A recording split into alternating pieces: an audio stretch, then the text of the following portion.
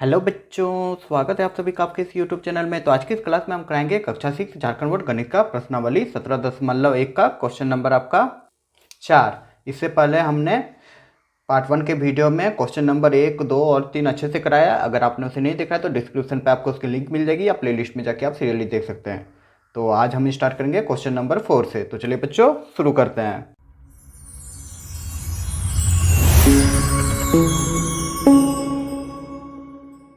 तो चौथा number question कह रहा है कि एक टेबल की ऊपरी सतह की लंबाई 80 सेंटीमीटर तथा चौड़ाई 60 सेंटीमीटर है।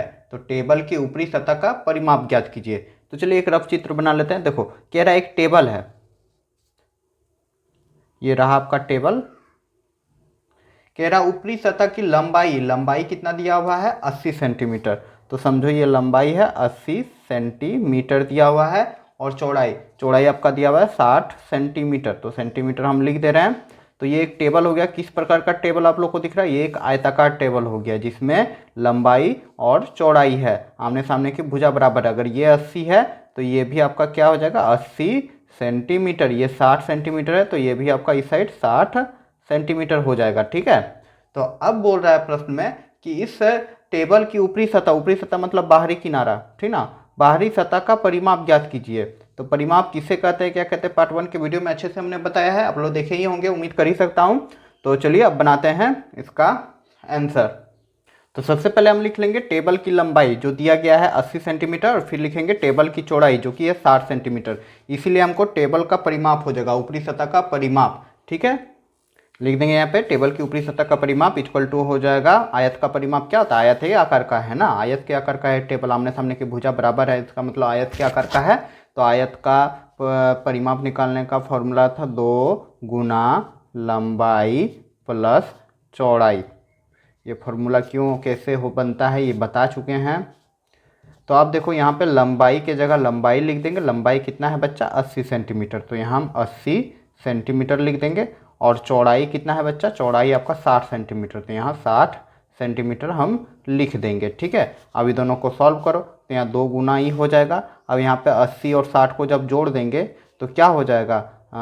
80 और 60 को जोड़ देंगे तो 140 हो जाएगा। आप लोग जोड़ दीजिएगा, 140 सेंटीमीटर हो जाएगा। अब 140 सेंटीमीटर को गुना कर देना है, तो यहीं पे हम लोग गुना कर दे रहे हैं 140। ठीक ना, रफ में यहीं गुना रफ बना दिए हैं। 2 से गुना कर दो, सिंपल है। ऐसे तो हो जाएगा 28, ठीक ना, 280 सेंटीमीटर। आप लोग गुना कर लीजिएगा सिंपली, 0 का 0, चक्का 4 4 दूनी 8, 2 1 का 2, 280 सेंटीमीटर हो जाएगा इसका परिमाप और यही हो जाएगा आपका आंसर। उम्मीद करूंगा समझ गए होंगे। चलिए देखते हैं अब नेक्स्ट क्वेश्चन। तो अगला क्वेश्चन है बच्चा कि 5वां नंबर कि एक आयताकार कमरे के फर्श की लंबाई 4.6 मीटर तथा चौड़ाई 3 मीटर है। तो कमरे के फर्श की परिमाप ज्ञात कीजिए। सेम क्वेश्चन है, कुछ है नहीं, कमरा तो आप लोग देखे ही होंगे। तो चलिए एक रफ चित्र बना लेते हैं।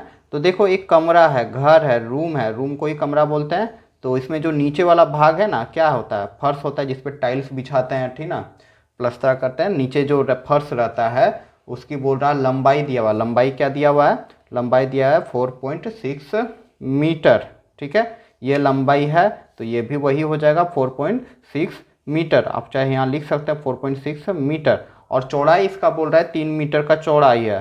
ठीक है, 3 मीटर है। तो अब बोल रहा है इसका परिमाप ज्ञात कीजिए।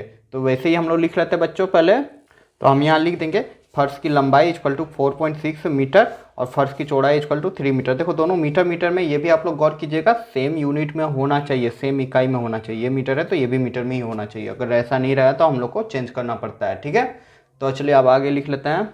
तो लिख लेंगे हम लोग आयताकार कमरे के फर्श की लंबाई कितना हो जाएगा? कमरे की फर्श की लंबाई, ठीक है, किनारे की लंबाई क्या हो जाएगा? सॉरी, लंबाई बोल रहे हैं, परिमाप।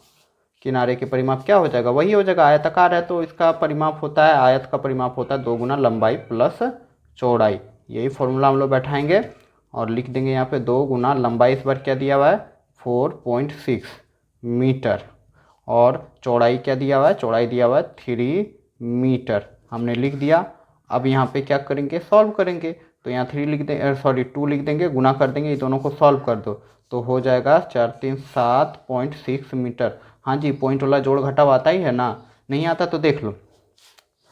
ये रहा फिर से मेरा रफ का, यहाँ पे क्या है 4.6 और 3 है, तो 3 को कहाँ लिखेंगे बच्चा, 3 को देखो 4 के नीचे लिखेंगे और पॉइंट लिख के हम लोग 0 बैठा देंगे, क्योंकि पॉइंट के बाद 0 का कोई मतलब ही नहीं होता है। तो जोड़ देंगे तो 6 का 6 उतर जाएगा, पॉइंट का पॉइंट, और 4 3 7 हो जाएगा। ठीक है, यही हो जाएगा। अभी दोनों को आपस में गुना कर दो, तो गुना कर दो, यहीं पे हम लोग गुना कर दे रहे हैं। 4.6 को गुना कर दो 2 से, तो कितना हो जाएगा, 6 दूनी 12 के 2 हाथ में रहा है, 7 दूनी 14 1 15, कितना आ रहा है 15.2 मीटर हो जाएगा आपका आंसर। और ये हो जाएगा आयताकार कमरे के फर्श की परिमाप। उम्मीद करूंगा समझ गए होंगे। तो अगला क्वेश्चन नंबर 6 है कि एक आयताकार पार्क की लंबाई 18.5 मीटर और चौड़ाई 12.5 मीटर है, तो पार्क का परिमाप ज्ञात कीजिए।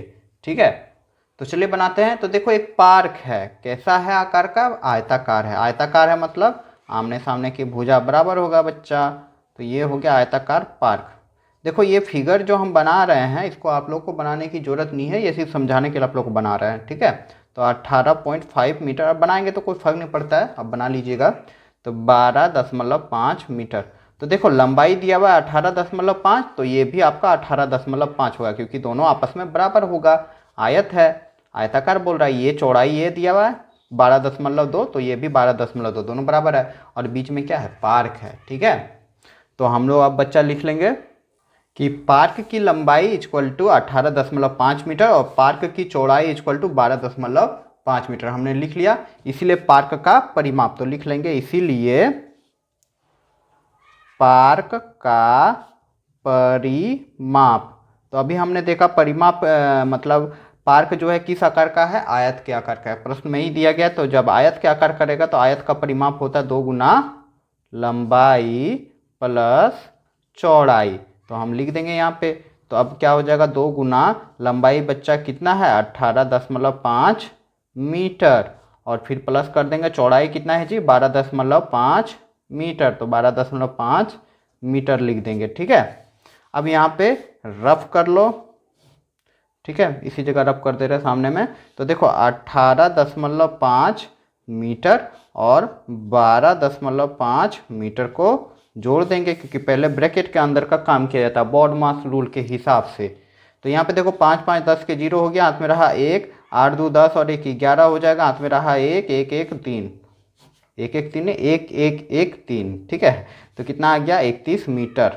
पॉइंट के सीधा में पॉइंट दे देंगे, तो यहाँ पे क्या आ जाएगा बच्चा 2 गुना 31 मीटर।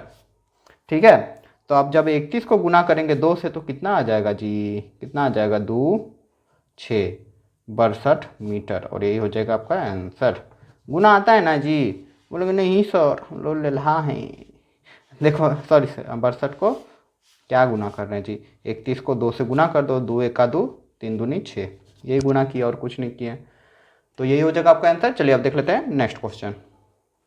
तो प्रश्न संख्या 7 है कि रेशमा 30 सेंटीमीटर लंबा भुजा वाला एक वर्गाकार रुमाल बना रही है। ठीक है, तो आगे है कि वह रुमाल के किनारे के चारों ओर लेस लगाना चाहती है, तो रुमाल में आवश्यक लेस की लंबाई ज्ञात कीजिए।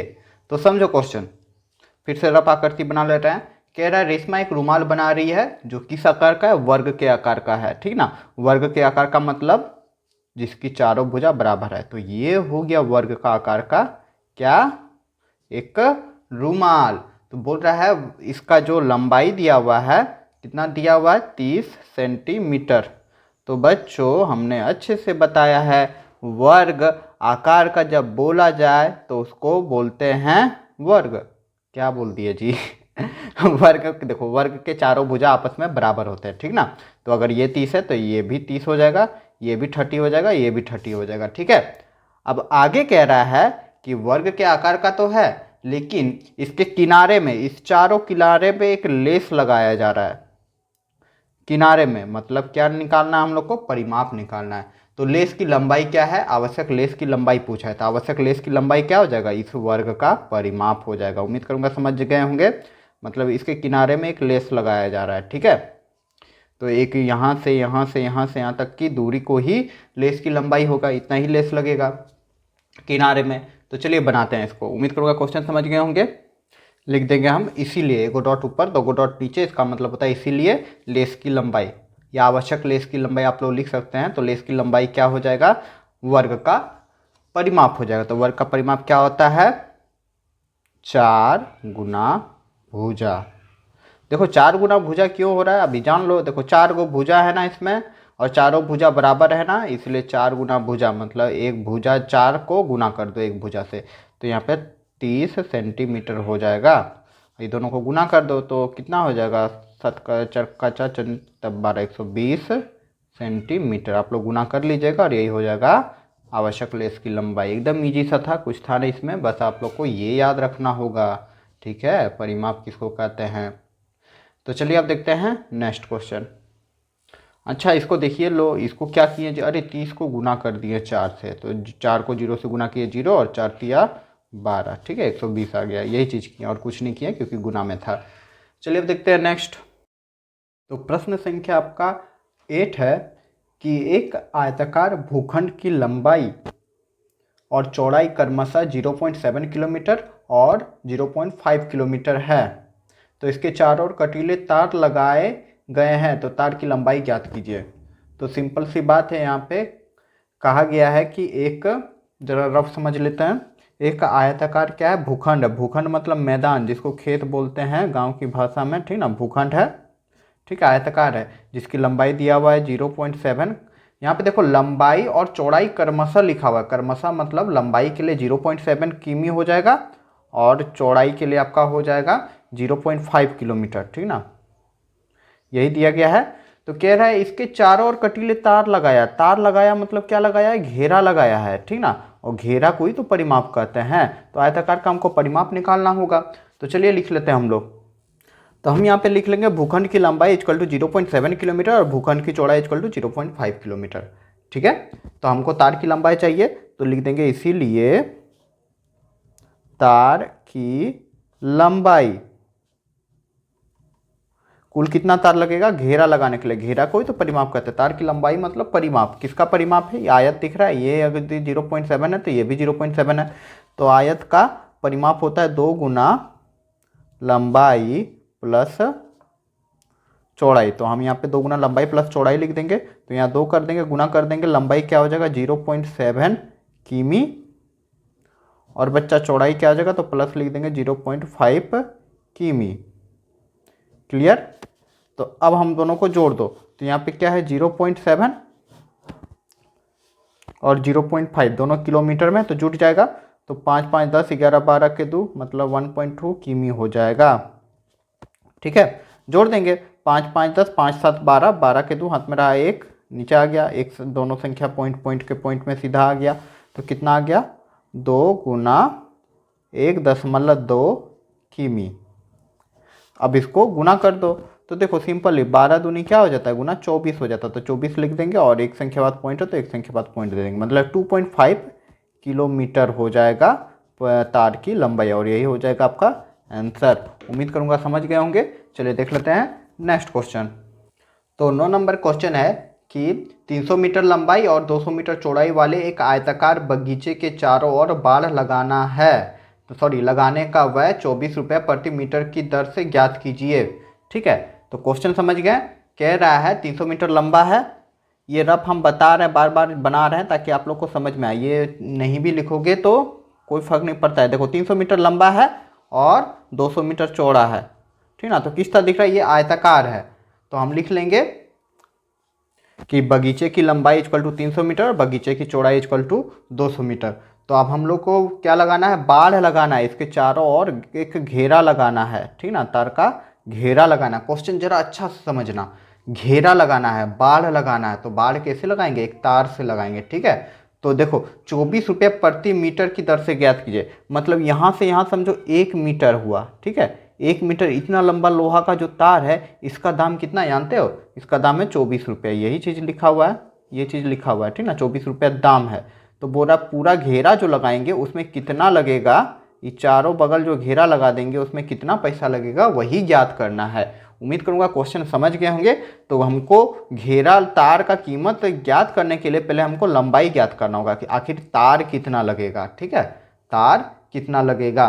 तो लिख देंगे हम बाड़ की लंबाई, या फिर लिख दो परिमाप लिख दो, ठीक ना, बगीचे का परिमाप।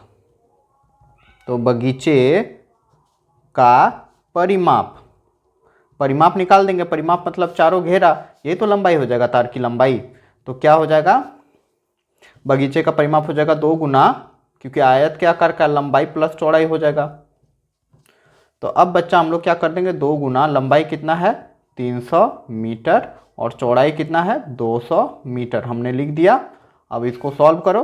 तो बच्चा यहाँ 2 गुना यहाँ पे कितना हो जाएगा 300 और 200 500 हो जाएगा, 500 मीटर। ठीक है, तो अब कितना हो जाएगा, गुना कर दो, 2 सिंपल, इसको गुना करना बहुत आसान है। 2 को 5 से गुना कर दो, 2 पंचे 10 हो जाएगा, 2 को जीरो है, 2 को जीरो बैठा दो, मतलब 1000 मीटर। यहाँ से यहाँ तक का लंबाई 1000 मीटर है।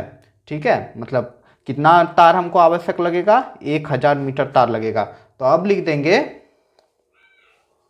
देखना अब लिखेंगे प्रश्न से ही कि 1 मीटर बाड़ लगाने का व्यय, क्योंकि प्रश्न में ही आपका लिखा गया है कि बाड़ लगाने का व्यय 24 रुपया प्रति मीटर है। प्रति मीटर मतलब 1 मीटर का। तो 1 मीटर बाड़ लगाने का व्यय कितना है 1 मीटर। यहाँ से जैसे अभी हमने एग्जाम्पल में लिया कि इतना मीटर लंबा 1 मीटर है, तो इतना का दाम है 24 रुपया। तो हमको कितना मीटर लगाना है 1000 मीटर। तो लिख देंगे एक एक नियम के अनुसार, जब एक काम को पता है तो जितना भी पूछे उससे उतना गुना कर दिया जाता है। तो 1000 मीटर बाड़ लगाने का व्यय कितना हो जाएगा, देखो एक का दाम है 24 रुपया, लेकिन हमको 1000 का चाहिए तो इसलिए 1000 से गुना। सिंपली ये एक एक नियम तो आप लोग को पता ही होगा, नहीं पता है तो एक जरा से देख लो। एक आम का दाम है 5 रुपया, तो 2 आम का दाम क्या हो जाएगा 10 रुपया। कैसे हो रहा है, एक आम का दाम में हमको 2 आम निकालना है, तो एक आम का दाम है 5 रुपया, इसमें हम 2 से गुना कर दे रहे हैं। ठीक है, यही हो जा रहा है। तो वैसे एक आम का 1 मीटर का हमको पता है, तो 1000 मीटर का चाहिए तो उतने से गुना कर देंगे। तो कितना हो जाएगा 24 जीरो, देखो 24 1 से गुना कर दिया तो 24 हो गया, के गो जीरो 1 2 3 3 गो जीरो बैठा दो। जीरो वाला गुना करना बहुत आसान है, इतना रुपया लग जाएगा और ये हो जाएगा आंसर। मतलब इकाई दाई सैकड़ा हज़ार 10,000 24,000 लग जाएगा दाम। उम्मीद करूंगा समझ गए होंगे। चलिए अब देख लेते हैं नेक्स्ट क्वेश्चन। तो प्रश्न संख्या आपका 10 बहुत ही प्यारा सा क्वेश्चन है। कह रहा है कि एक 75 सेंटीमीटर भुजा वाले वर्गाकार टेबल के किनारों पर लकड़ी की बीट लगानी है। यदि 30 सेंटीमीटर बीट का मूल्य 10 रुपया है तो टेबल पर बीट लगाने का कितना खर्च होगा। तो बच्चा प्रश्न को जरा अच्छा से समझ लो, ठीक है। क्वेश्चन समझ गए तो आपका आंसर बन जाएगा। कह रहा है 75 सेंटीमीटर एक वर्गाकार टेबल है। देखो वर्ग के आकार का एक टेबल है। वर्ग आकार मतलब क्या, चारों भुजा बराबर है और चारों भुजा का प्रत्येक भुजा कितना है आपका दिया गया है 75, ठीक है 75 सेंटीमीटर दिया गया है। प्रश्न समझेगा, इतना समझ में आया। अब कह रहा है इसके किनारों पे, देखो यहाँ पे किनारों पे एक बीट लगाया जाता है लकड़ी का। समझ में आ रहा है, टेबल देखे हो ना, टेबल के एकदम किनारे पे बीट लगा हुआ रहता है लकड़ी का, तो वही बीट लगाना है। ठीक है, इतना आ रहा समझ में। तो बीट लगाना है। यदि 30 मीटर बीट का मूल्य दिया हुआ है, समझो यहाँ से यहाँ तक 30 मीटर है, 30 मीटर है, तो इसका मूल्य कितना है, इसका मूल्य है 10 रुपया लकड़ी का। तो बोल रहा है कि टेबल पर बीट लगाने का कुल कितना बीट लगेगा वो ज्ञात करना है। तो कुल बीट के लिए हमको लंबाई जानना पड़ेगा, यहाँ से यहाँ से यहाँ से यहाँ तक की लंबाई कितनी है वो हम निकाल लेंगे, तो जितना बीट लगेगा वो हमको पता चल जाएगा।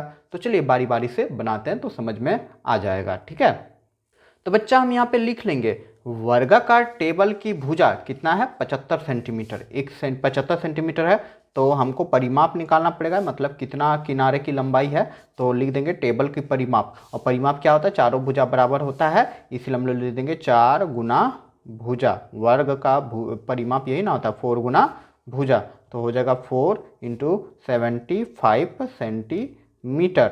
ठीक है, अभी दोनों को आपस में गुना कर दीजिए। तो यहीं पे देखिए गुना कर दे रहे हैं, 75 को जब 4 से हम लोग गुना कर देंगे तो कितना हो जाएगा, 4 पंचे 20 के 0 2, 4 सत्ते 28 29 30, 300 हो जाएगा। ठीक है, तो हम यहाँ लिख देंगे 300 सेंटीमीटर। क्लियर प्यारे बच्चों। तो इसका मतलब मेरा यहाँ पे 300 सेंटीमीटर का लकड़ी का बीट चाहिए जो किनारों पे ठुकेगी, मतलब लगेगी। इतना समझ में आ रहा है। अब हम लोग यहाँ पे लिख देंगे 30 मीटर। एक एक नियम यहाँ पे, एक एक नियम हम लोग यूज करेंगे। 30 सेंटीमीटर जो प्रश्न में दिया हुआ है, 30 सेमी बीट का मूल्य, बीट का मूल्य, मूल्य कितना दिया है बच्चा? बच्चा दिया हुआ है 10 रुपए। तो हमको देखो यहाँ पे कितना का चाहिए? 300 का चाहिए। तो देखो 30 का 10 है तो 300 का कितना हो जाएगा? गुना 10 कर देंगे, सिंपली निकल जाएगा। पर हम एक एक नियम यहाँ निकाल रहे हैं, ठीक ना, इसीलिए लिख देंगे 1 सेंटीमीटर का हम लोग निकाल लेंगे। 1 सेंटीमीटर बीट का मूल्य, मूल्य क्या हो जाएगा? देखो 30 का 10 रुपया ले रहा है तो एक का तो जाहिर सी बात है कम लगेगा, तो 10 बाय हो जाएगा 30 रुपये, ठीक ना। एक एक नियम है, आप लोग सीखे ही होंगे एक एक नियम के चैप्टर पे। तो अब हम लोग को कितना चाहिए? 300 सेंटीमीटर का चाहिए, तो 300 लिख देंगे। 300 सेंटीमीटर बीट का मूल्य, बीट का मूल्य। तो जब एक का हमको पता है जी 1 सेंटीमीटर का दाम है 10 बाई 30, तो हमको 300 का चाहिए तो 300 से गुना कर देंगे, ठीक ना। तो अब बच्चा यहाँ पे क्या हो जाएगा? देखो ये 0 0 कट गया, फिर यहाँ पे 3 एका 3 और यहाँ पे 3 10 है 30, तो कितना बच गया? 10 गुना 10 बच गया, तो कितना हो गया? 100। तो 100 रुपये हो जाएगा इसका आंसर। टोटल मूल्य कितना लग जाएगा? 100 रुपये। उम्मीद करूंगा समझ गए होंगे। अगर अभी भी कोई दुख तकलीफ रह गई है तो आप लोग को कमेंट जरूर कीजिएगा। तो चलिए बच्चों देखते हैं नेक्स्ट क्वेश्चन। तो प्रश्न संख्या आपका रहा है 11। बहुत प्यारा सा क्वेश्चन है, जरा देखिए। कह रहा है दीपिका एक 50 मीटर लंबे भुजा वाले वर्गाकार मैदान का 3 चक्कर लगाती है, ठीक ना। दीपिका जो है 50 मीटर भुजा वाले एक वर्गाकार मैदान के 3 चक्कर लगाती है, तथा सचिन 80 मीटर लंबे और 60 मीटर चौड़े आयताकार मैदान का 2 चक्कर लगाता है। तो किसने ज़्यादा दूरी तय किया गया और कितना अधिक? तो दोनों का चक्कर जो लगाया गया है, कितना दूरी लगाएगा वो निकालना पड़ेगा। तो चलिए बारी बारी से निकालते तो समझ में आ जाएगा। दीपिका जो है वह वर्गाकार मैदान का चक्कर लगाता है, और वर्गाकार मैदान का भुजा दिया हुआ है, ठीक ना। वर्ग किसको बोलते हैं आप लोग समझ में आ रहा है? चलो एक जरा सा रब कर लो। तो देखो ये दीपिका, डी फॉर दीपिका, दीपिका चक्कर लगा रही है इस मैदान का, वर्ग के आकार का है। और सचिन जो है आयत के आकार का लगा रहा है, आयत इस तरह के आकार का है सचिन जो चक्कर लगा रहा है, ठीक है। दोनों का अलग अलग है। तो दोनों मैदान का हम लोग पहले परिमाप निकाल लेते हैं कि किनारे की लंबाई कितना है। परिमाप ही ना निकालना होगा। एक परिमाप निकाल लेंगे तो कितना चक्कर लगा रहा है? 3 चक्कर लगा रहा है दीपिका, ठीक है, तो निकल जाएगा। उसी प्रकार जो सचिन है वह 2 चक्कर लगा रहा है इस आयताकार मैदान का, ठीक है। तो चलिए अब बनाते हैं। तो हम लोग पहले लिख लेंगे कि वर्गाकार मैदान की भुजा इक्वल टू 50 मीटर, इसीलिए मैदान का परिमाप, वर्गाकार मैदान का, ठीक है, वर्गाकार मैदान का परिमाप।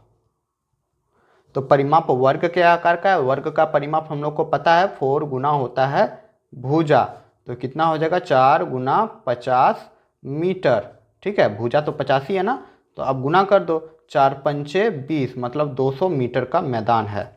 जब 200 मीटर का मैदान है तो दीपिका कितना चक्कर लगाता है? दीपिका 3 चक्कर लगाता है। तो हम यहाँ पे आप लिख देंगे दीपिका की दूरी, क्योंकि दीपिका जो है वर्गाकार मैदान का चक्कर लगा रही है, इसलिए लिख दें दीपिका द्वारा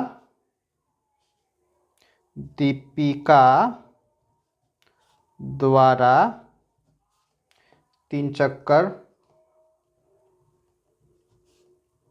3 चक्कर की कुल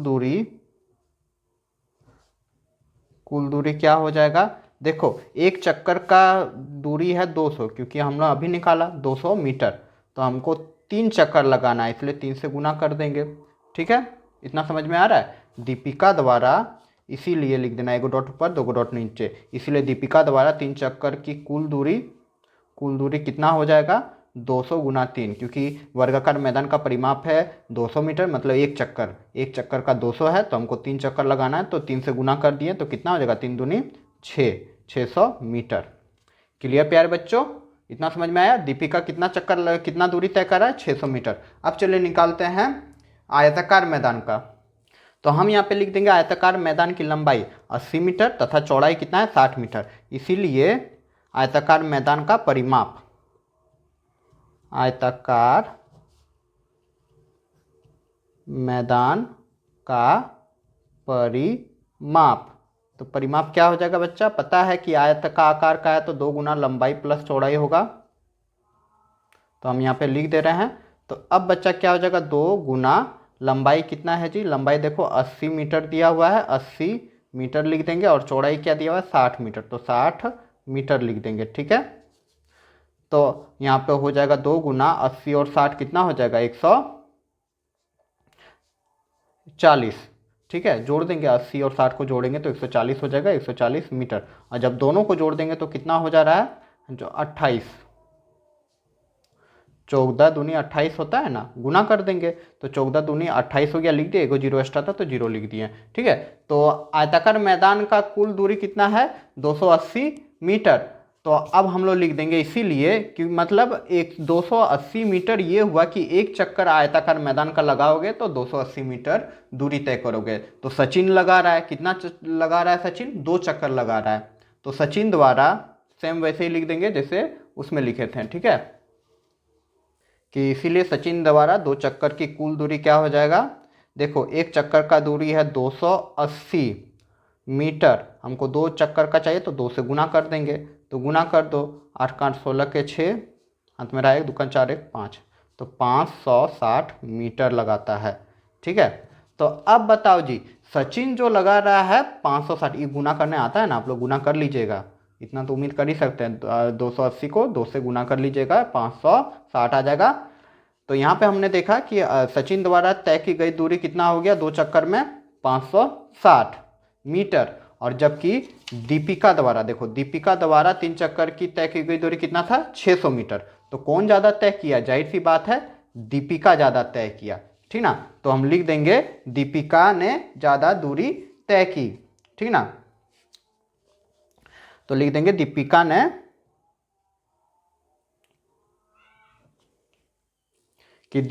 ज़्यादा दूरी तय की। कितना ज़्यादा दूरी तय की, तो हम माइनस कर देंगे कि 600 मीटर में घटा देंगे कितना, 560, इक्वल टू कितना हो जाएगा, 40 मीटर। ठीक ना, घटा दीजिएगा आप 40 मीटर ज़्यादा। ठीक है, और यही हो जाएगा आपका आंसर। यहाँ पे समझ में आया ना, हमने क्या किया कि दीपिका ने ज़्यादा दूरी तय की। कितना ज़्यादा दूरी तय की, तो 600 दीपिका द्वारा तय किया गया दूरी था, और 560 जो है सचिन द्वारा तय की गई दूरी था, दोनों को माइनस कर दिए तो 40 आ जाएगा। आ जाएगा ना, हाँ आ जाएगा, और यही हो जाएगा ज़्यादा। 600 को हम लोग घटा दो, 560 से घटा दो, घटा करके दिखाई दे रहे हैं, तो 0 0 0 एक पैंचा ले लेंगे तो 10 में 6 जाएगा तो 4, और यहाँ कट जाएगा, 40 आ गया ना, तो यही 40 मीटर ज़्यादा।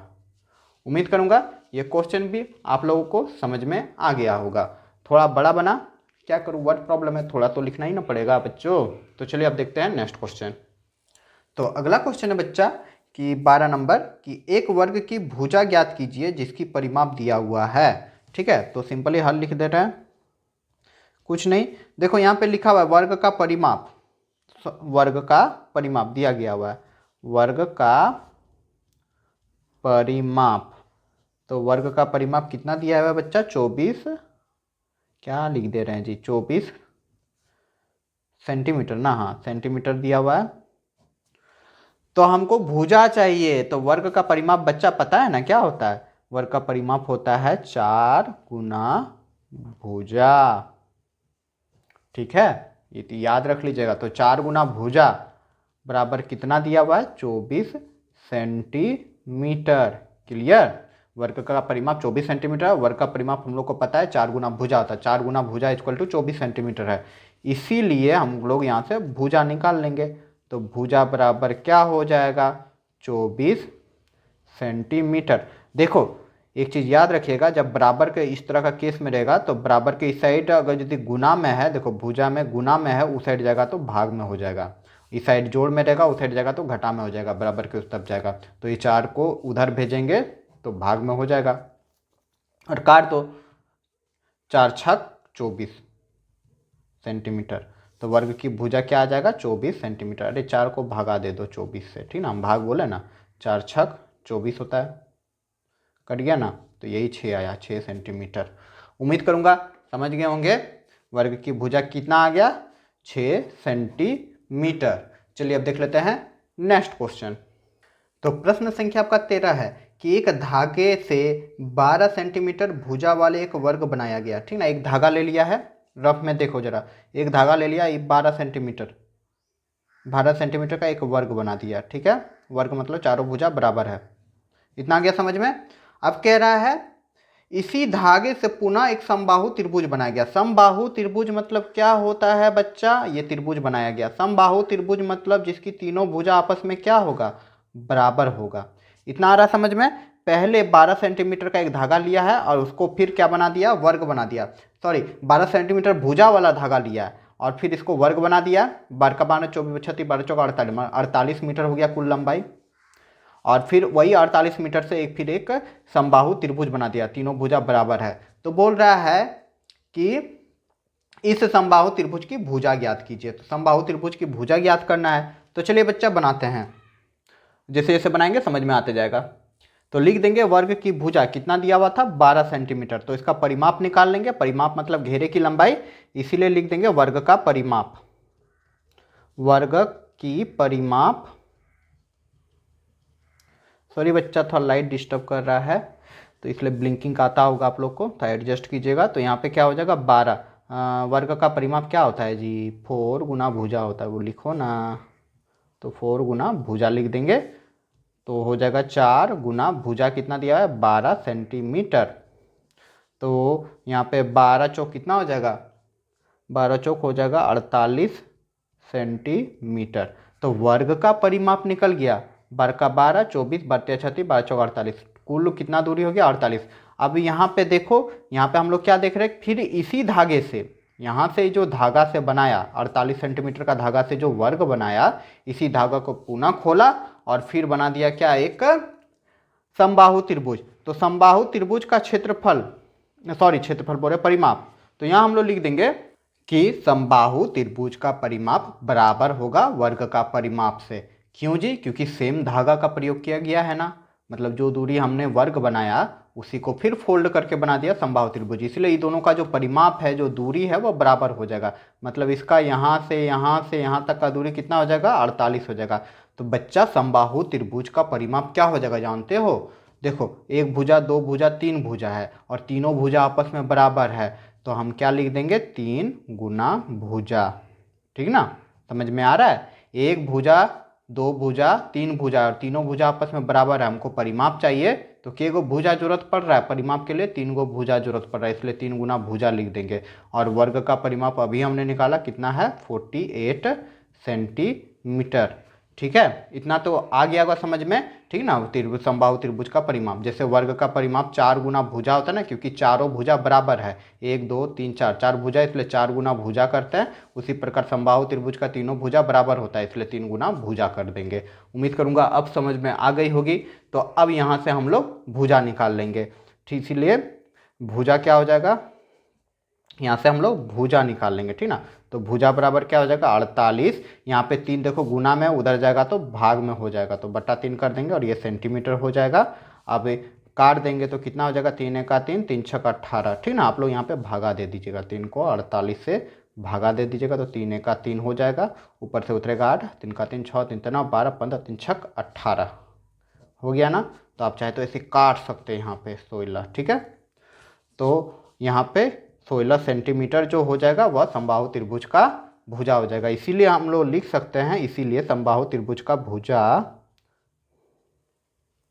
समबाहु त्रिभुज, क्या त्रिभुजा लिख दिया जी, त्रिभुज का, या यही ना निकालने वाला, समबाहु त्रिभुज की भुजा इक्वल टू हो जाएगा 16 सेंटीमीटर, और ये हो जाएगा आपका आंसर। आई होप ये क्वेश्चन आप लोग के समझ में आ गई होगी। चलिए देख लेते हैं नेक्स्ट क्वेश्चन। तो प्रश्न संख्या आपका 14 है कि एक 8 सेंटीमीटर भुजा वाले समपंचभुज का परिमाप ज्ञात कीजिए। देखो जिस भी भुजा में पंच सम लिखा हुआ रहेगा ना, सम पंचभुज, समषष्टभुज, समत्रिभुज, तो समझ लो उसका भुजा बराबर है। तो सम पंचभुज बोला है, पंचभुज मतलब 5 भुजा हो जाएगा, ठीक ना।